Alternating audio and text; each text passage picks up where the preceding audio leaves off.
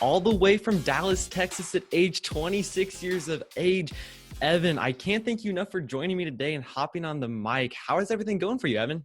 Hey, man, I'm so glad to be here. Thank you. I was excited when you reached out and happy to share some good conversation. So life is good. Life is good. What about you? All good in your world? That's great to hear. It's been an interesting months, I guess, for everyone. So we're just Yeah. starting school Yeah. soon. So hopefully get back into a little bit of a routine, but hmm everything's going great. Now, Evan, I want to take our listeners back to your childhood, high school age, even earlier in that, kindergarten, your hustle, your mindset. Tell our listeners about that. Such an interesting time in your life. Yeah, absolutely. Well, I think, you're a shining example of an individual who you don't have to necessarily go through 3 or 4 career shifts in your life to know what you want. Right. Mhm. And, I think part of the spirit of wanting to achieve more is hardwired. And so for me, growing up, I was blessed to be in a home with 2 parents, and my parents have been married for, oh gosh, quite a while. Your mom's And an English teacher, right? Is that yeah, my mother was an gotcha? English major, so that Gotcha. helps right now, obviously, with the speaking I do. And my father was an entrepreneur, and so I have a twin brother and a younger sister. And the interesting thing was growing up, because I really connected to that entrepreneurial spirit. And so all throughout my life, the mindset was, what business do I start? What service do I provide? Who do I help in order to get something that maybe I want? So Zig Ziglar said it so beautifully, that you can get all things in life that you want if you just help enough other people get what they want. And that mindset was really ingrained into our family's DNA. And so, growing up, the conversations I would have were not, oh, well, when I was a teenager, I worked for a couple of months at a retail store, and I hated it, but that was the only, real job I've ever had. I started businesses, and I worked with other individuals at my grade level at my school, and teachers, and really just tried my hand at these different entrepreneurial ventures. And I learned a lot at that time, and had some ventures that popped at the time, right, where they made a decent amount of money, and some that were utter failures, and as we all have. And my failures got bigger as the money got bigger, and then my wins got bigger too, as I started getting more focused with my time. So it was a really great childhood and upbringing. But the one takeaway that I believe is important is that I talked to somebody about this on another show about 2 weeks ago, about the importance of the environment that you're brought up in. Because I actually believe that most individuals don't come from significant wealth and then sit on their butt and don't have to do anything, or come from the struggle and all I had was dirt. I think most Hmm. people are in the middle, Yeah. which is, you have enough to know that there's more, but maybe not enough to grab it.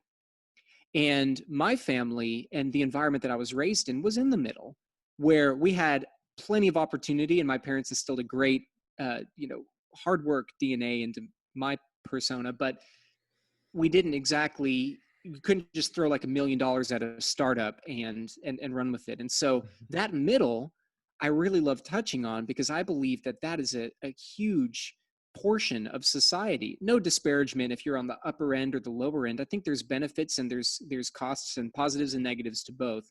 But the middle was where I'm from, so that's what I like to speak to. I'm glad you mentioned that middle there, because at least what I've read with your company, you do help that like middle-sized company, not the super big corporations or really tiny small startups. You like to help that middle one. And like our situations today, you kind of get a taste, like you said, of like really like struggling and really not having much resources, but yet you're not given everything on like a silver spoon. Know how to be an entrepreneur and like take risks and stuff like that. Mhm. And I want to talk about something that you've mentioned before, and that's threads of consistency. Now, I won't steal your spotlight here in explaining what that is, but if you could just briefly tell us what threads of consistency are, and then we'll kind of dissect that a little bit afterwards. Sure. Well, a thread of consistency goes back to the question that people typically have, which is, essentially, what am I here for? Right. Hmm. So I was a teenager too. I know a lot of your listening audience is under 20. Yeah. That's a really interesting time where you have just enough free thought to know that there's a life outside of your home, but not enough freedom to take advantage of it. Right. Love And that. so Yeah. it's this middle ground where, you can think on your own, you can make your own decisions, you can live your own life, but you still have to, in many cases, ask permission to use the restroom if you're married, right? And so it's a really tense time internally, because there's this friction. And so birthed out of that time is typically this mindset where we start to existentially question who we are, what that means, and why it matters, and how it's applicable back to our life and our work. And so my thought process as I work with people on identifying a gift and a calling is looking at what I call these threads of consistency, like you touched on. And it sounds really sexy, but in reality, it's very simple. It's the things that you do without much effort that typically takes someone else lots of effort. It's the thing that you do that comes naturally to you, that you enjoy, that sometimes is overlooked. So oftentimes when we talk about living a life that's moving in a direction that's inspiring, fascinating, and motivating, we talk about living a life that's aligned with a purpose. Mm, And a calling and a purpose is not this, the sky opening up and, God himself saying, Lucas, you need to, that's not necessarily what it is. mhm, It's, for example, let's say that you're an accountant and you're really good at numbers. Maybe it's a good career, not super fulfilling, but you're good at it. And yet you're also the person, the friend that your friends can call when there's a crisis in the friend group, mm, or someone's having relationship problems, or someone's really struggling with this thing and they call you because they want your advice, they want your counsel. You're able to walk with them and be present. Maybe you actually have a calling and a gift to be in therapy or to speak truth into the lives of other people or to be present in some form or fashion that you overlook because it comes naturally to you. And all throughout your life and all throughout your friend groups, you have been the person that people call when things go wrong in their life because you're a rock and a stable in the relationship. See, that's a thread of consistency, which is the consistent thread throughout these moments in your life is that you're good at something, but rarely do we notice it without applying attention to it because it comes so naturally to us that we think, oh, it's just right. It's just that thing that I can do. yeah. But in reality, there might be more to it than that. I'm curious about, obviously, okay, you're 26 years of age. Mhm. And so I'm 16. You got 10 years on me to kind of look back on your threads of consistency. You have more time, more experiences to weave those things together. How can someone at a younger age, they're in their teens, they're a junior in high school, and they think, hey, I've only been alive 16 years. How can I find these threads of consistency in my life? I haven't done anything. I've lived with my parents my entire life. How can someone in high school, in college, start putting together their threads of consistency and kind of understand that concept? I think the short answer is you do need a little more time. And Mm, I don't mean this isn't one of those stupid answers like, oh, you just have to be older. That's crap. I hated that when I was young. I hate that yes. now. But what it is you need time to experience the highs and the lows of life. You need time to manage your own finances. You need time to figure your crap out. You need time to where you don't have a safety net and you have to look around at your life and make choices. The reason why is because you need time to practice living a life defaulting back to your fight or flight, to your nature versus nurture, and many times in a home environment, because we're typically in environments where people, in some form or fashion, want better for us, right? And so Mhm, they tried their yes. best to do that, and so um, you need a little bit of time to be out of that, so you can practice what it's like to be alone with yourself.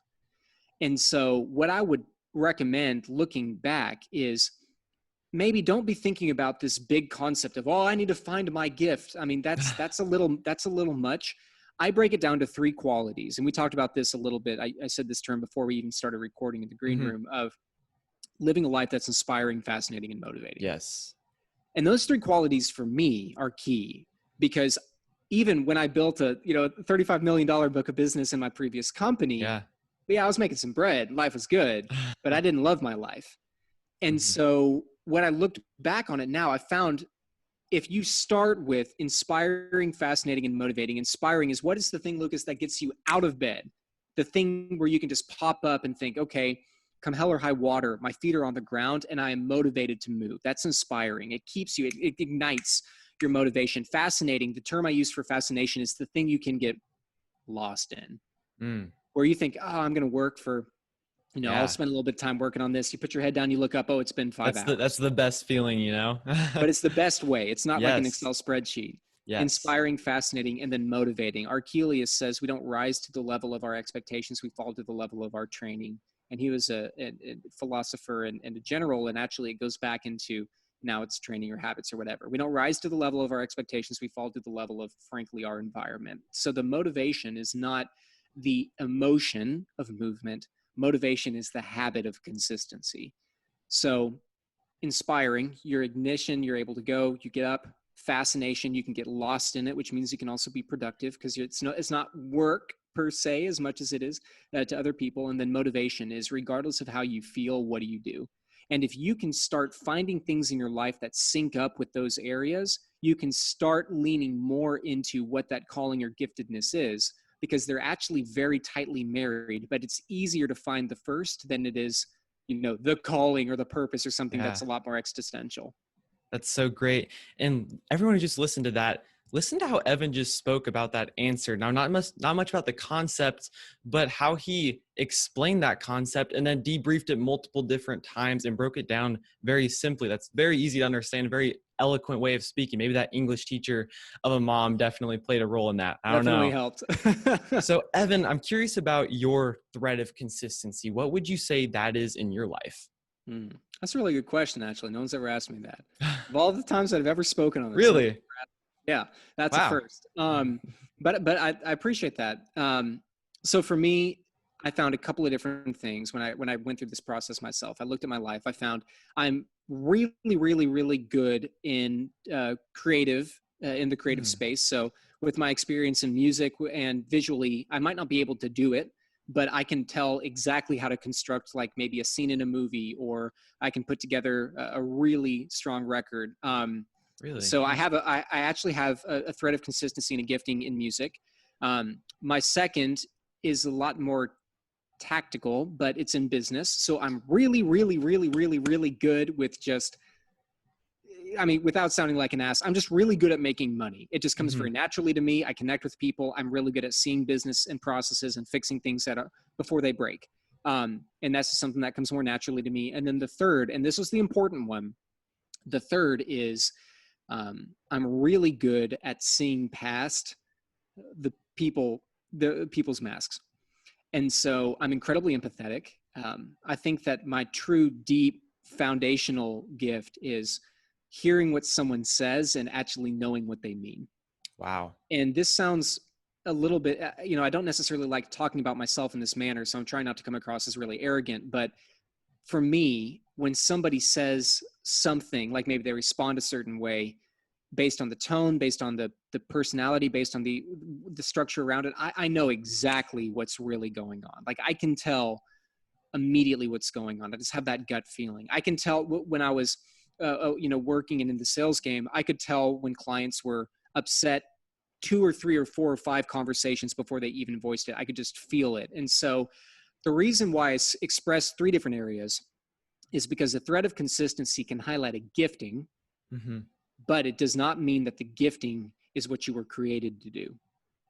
It does Makes not mean sense. that the gifting aligns completely with your purpose. I'm really, really, really good at music. I had a lot of Yeah. success in music. It does not mean that I'm supposed to be a concert pianist or a producer. Yeah. What it means is that that's something that's fun and engaging.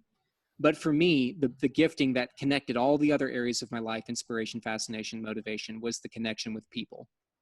Because when I took that thread of consistency, and I found that through just recognizing how I acted in conversations, really feeling what the energy was, understanding how the other person was really trying to communicate, whether or not it was spoken, right? um, I took that, and that applies back to business. That connection applies back to music. That applied to my work. That also came very naturally to me, when to other people it couldn't, because of all the courses I do and all the things I teach Hmm. and all the counsel I give. I can't teach that because I don't know how. And Yeah. so to me, that thread of consistency was the foundational gift that all others were built upon. And that's what I try to lean into every single day right now.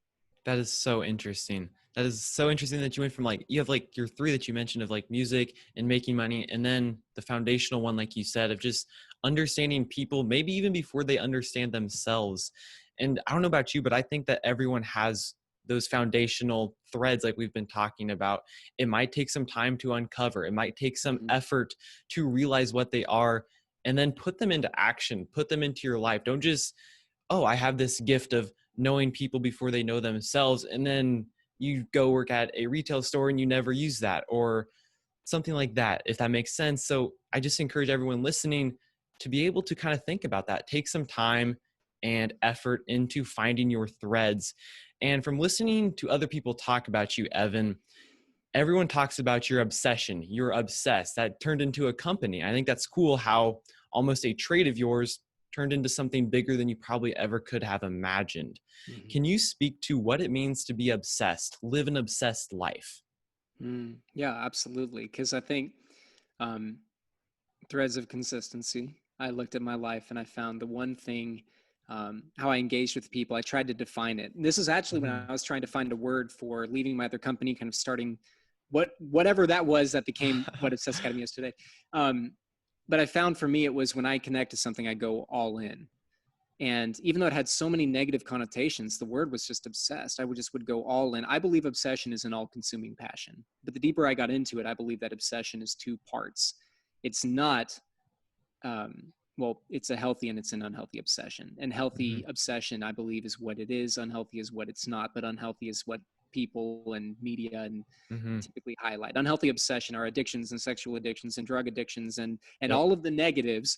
Unhealthy can look healthy, but it's not. And so an example that I give is back when I was working on this concept, I knew a man whose wife had left him for someone who was significantly wealthier than he was. Mhm. And it's unfortunate, but so what does he do, right? He mans up and he goes in the gym and he goes to work.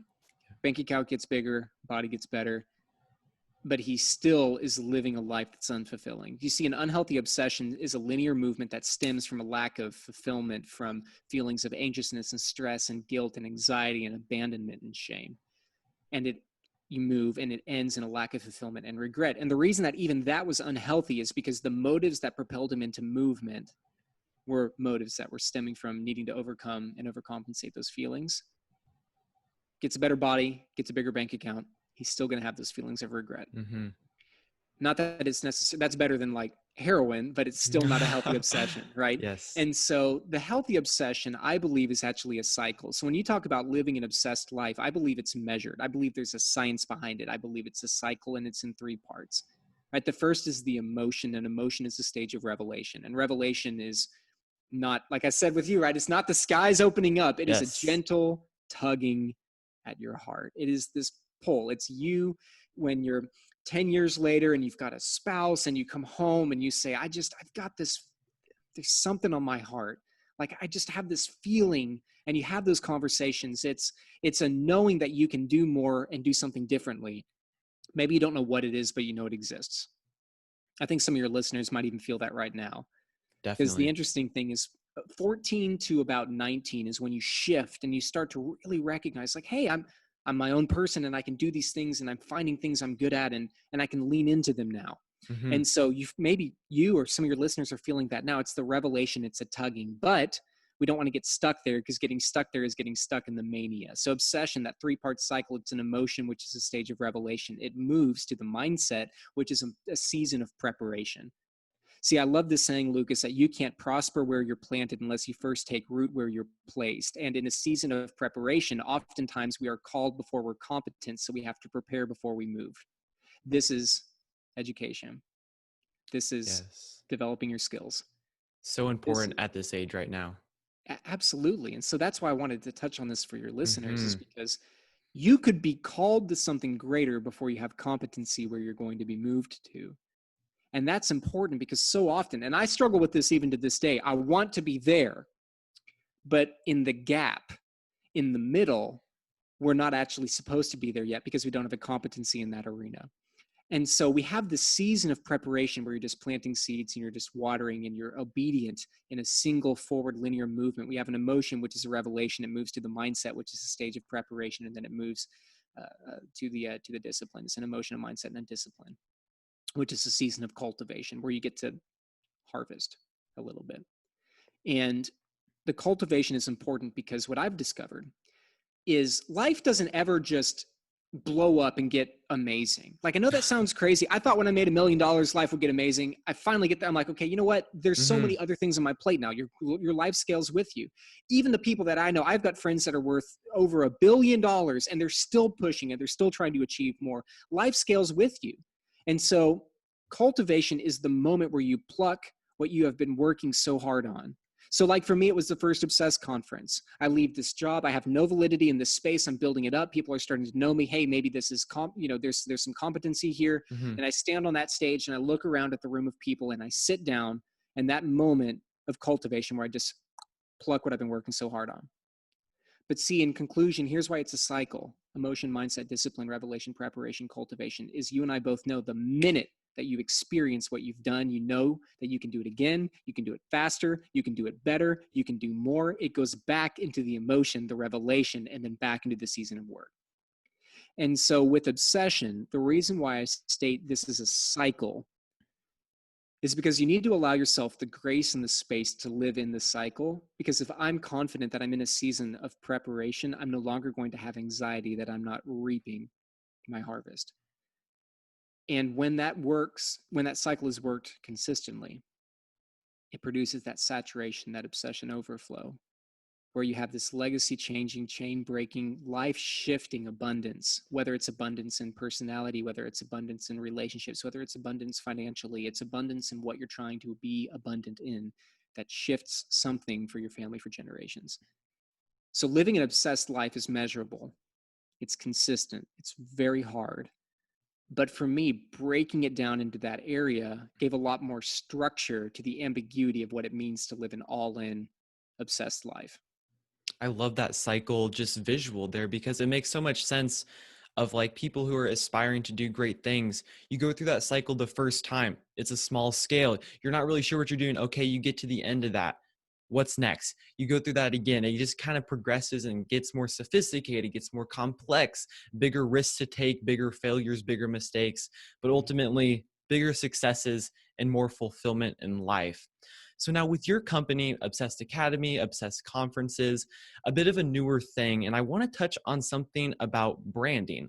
because as a team, I just launched the Team Leader podcast, the Team Leader company, and I didn't go with a name of the Lucas Lunzmann podcast, the Lucas Lunzmann show, and you didn't go with the Evan Stewart conference. Mm-hmm. And looking through like marketing books and some Instagram influencers out there, they always preach about this personal name brand. It's like the way of the future. Be able to leverage your name, be able to have your name attached to every single thing you do, because that'll pay off later in life because people will associate your name with great success, great everything that you do. And I'm curious about why you chose to go with the name of a concept because that's what I did, the team leader. When people hear that, they know exactly what that is. I'm not super famous. I don't have a super big following that they see Lucas Lunzmann and they're like, oh, let's go watch this podcast. And I would think that would be similar to yours, even though you're bigger than I am. And you have people like Joe Rogan, his podcast, the Joe Rogan Experience. People know Joe Rogan. They're going to listen because he's associated with that. Can you speak to that branding dilemma, I guess, of personal versus concept? Sure. I think I'm a big believer in positioning by concept. The personal brand is extremely important. So Hmm. even right now, we're having a little more of a shift, and I'll get into that in just a second. But essentially, what I believe in is a platform of validity. So it is a thing that you do for people to know that you're not full of crap, honestly.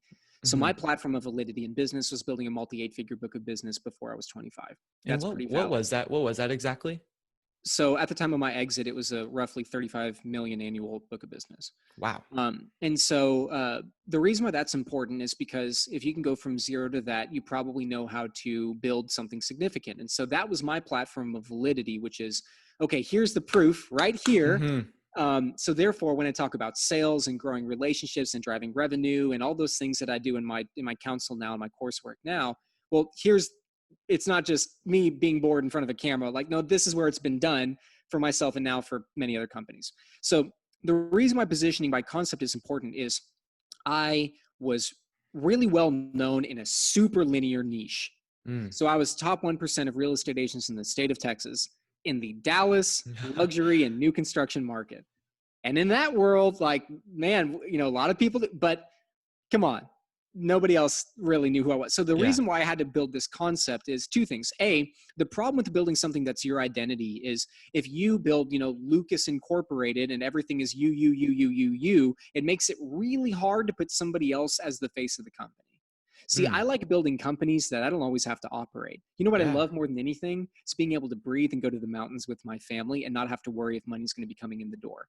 Things that operate without my hand directly on it. That's real business. And so for me, my concept was I needed to build a concept that can incorporate multiple identities than my own, but then also people will connect to the concept before they connect to you. Unless you're a household name, like you said, Joe Rogan, people know Yeah. exactly what that Yep. identity is, or Warren Buffett, people know what that's like.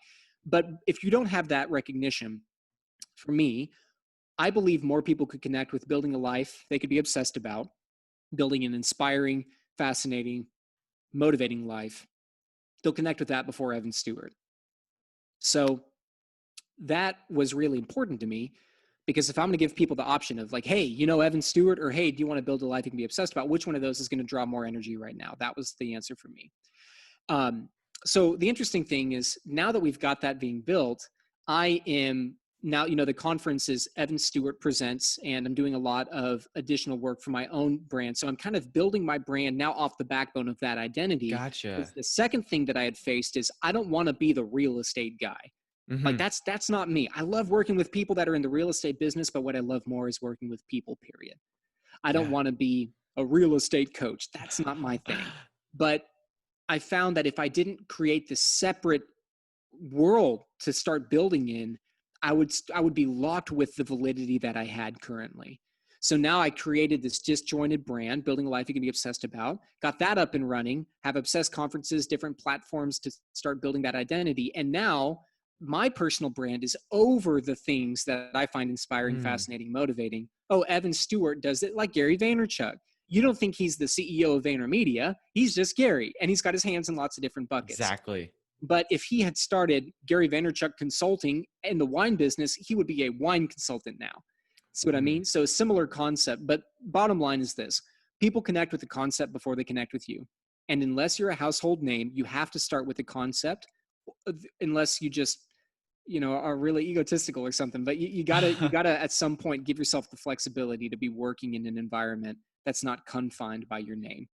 yeah, hope no one's egotistical that way. And if they are, Ego is the Enemy, Ryan Holiday, great book Yeah. for anyone to read. But I'm glad you mentioned that because that was a learning process for me because I was only, I guess, informed about the personal brand or the concept brand. But I like how you mentioned you build up your concept brand, you built up the Obsessed Academy and the Obsessed Conference, and now you're trying to work in who you are, who Evan Stewart is, and kind of gain your platform of validity that way.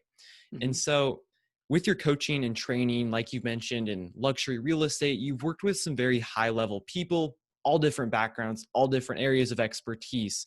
Very quickly, are there any key commonalities, any key traits that those high level people exemplify in their life in anything that you could share with teens? The people that I see that are really winning, and for me, winning is not just financially, because honestly, I know it sounds crazy to maybe some of your listeners, but having more money doesn't really change anything. Yeah. Um, when I say winning, I say people that are winning. They have a healthy business, a thriving family life. They're liked by their Mm-hmm. community. They're kind. They're not egotistical. Maybe there's a little bit there, but it's not anything abrasive. Um, they're compassionate. They usually lead in a loving way. They truly care, usually about giving back and helping people. Um, they no longer need you to know who they are, which is the big one. It's very I important. was talking to somebody the other day. I said that the interesting thing about conferences and events is it's kind of like a giant, what's the right term? It's a measuring contest, if you get my drift. And so you get a bunch of Mm. people that get into these rooms, and it's like, well, I did, this and this, and and Flaunting their resume to everyone. I never go to the loudest person in the room. When I go into events where I'm not speaking, because I still attend often, I'll watch and I look around and I watch people, and I'll see who is quiet and observing. And those are the Mm. people I gravitate towards. Because the loudest person in the room usually has enough to be significant, but not enough to actually be lasting. So significant in the moment. And the interesting thing is, some of the strongest, most powerful relationships I've met, and I've met quite a few significant people. I've been blessed to meet a lot of Mm-hmm. people in very high places by this point. Um, they're just quiet. It's just a, hey, I respect who you are, but I don't need your validation from my work. I'm confident enough in myself to know who I am regardless of what you think about me. Therefore, I don't have to walk into a room and puff up my chest Hmm. because I know deep down that whether I do or whether I don't, it doesn't change who I am. And that to me is one of the biggest key differences between those that are really winning. I'm not talking like you made $1 million. You can Yeah. actually be crap and make $1 million if you Yep. believe it. I'm talking about those that are really winning, really winning. Um, they don't have to be anybody because they are just who they are, and they're just quiet and they're present and they're peaceful and they're kind. And that was really big because when I was growing up, I thought people winning at those levels were, it was flashy suits and flashy Yep. cars and this and that. Hmm. And yeah, I mean, a lot of my friends, they got some nice pads, got some nice cars. Can't deny that. Yeah, for sure. But it's for them. It's not for you. And the Hmm. flashness goes away. It just happens to be if you make $3 million a month and you decide to finance a Lamborghini and it's going to cost you $3,000 a month, it doesn't even matter. You don't even feel that. And so that's what I'm talking about there. So I think the biggest takeaway for your listeners is, like you said, ego is the enemy of really greatness and success. But Hmm. um, the best thing you can do, the best thing you can do is actually just be quiet and be observant and be real.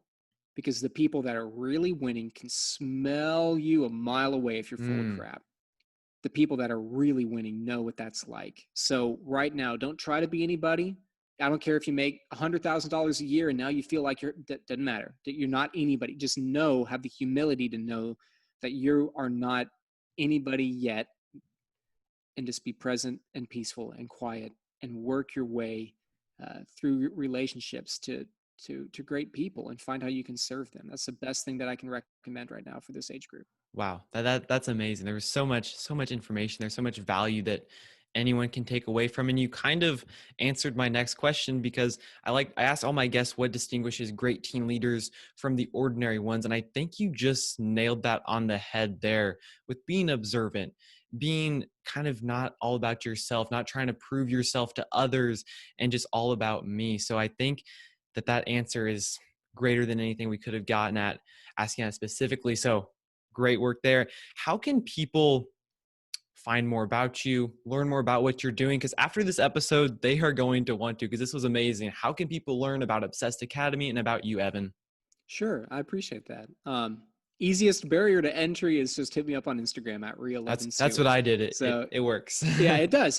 And I've got social media managers and whatnot for my accounts, but I do still see my account, see messages. And I Not, really not I necessarily. I really appreciate that. That shows a lot about you, that just it's still you as a person, not you didn't get too big for people like myself just reaching out, asking questions. So that means a lot. Yes. Well, yeah. I mean, there's a highest and best use of time. I shouldn't be on Instagram all the time, but I'm still the one that goes through messages, Hmm. and it's important to be present. So um, the best thing that you can do is connect on Instagram. But if you're in a situation where you're trying to build something significant professionally, check out Obsessed Academy. It's obsessedacademy.com. We're about to launch our new software, our new platform, our new site. I was looking at it this morning with our developers. We're Awesome. excited. We're building our own custom, complete solution, which I'm really excited about. But essentially, it's coursework where you get me with you 24/7, just helping you grow whatever hustle or business you're trying to build through revenue, relationships, and structure are three Mm. areas of growth. So my master class is on how you can achieve the same. And if you like in-person events, April 29th of 2021 is our next Obsessed conference. And like we said, I actually confirmed it 10 minutes before this show. So this is the first time I'm Wow. able to announce it. But April 29th, 2021, our next Obsessed conference. And I'd love to meet you, shake your hand or elbow bump or whatever we do. Whatever's Yeah. whatever's allowed now. And see you there. And so either way, whichever one you prefer, I'm happy to be present and help you walk through whatever season you're in. Awesome. Great, Evan. Thank you so much for being on the podcast today. Great conversation, great value. I hope our listeners were able to take something. So just thank you again for being on the show. Absolutely. Thanks for having me. Of course.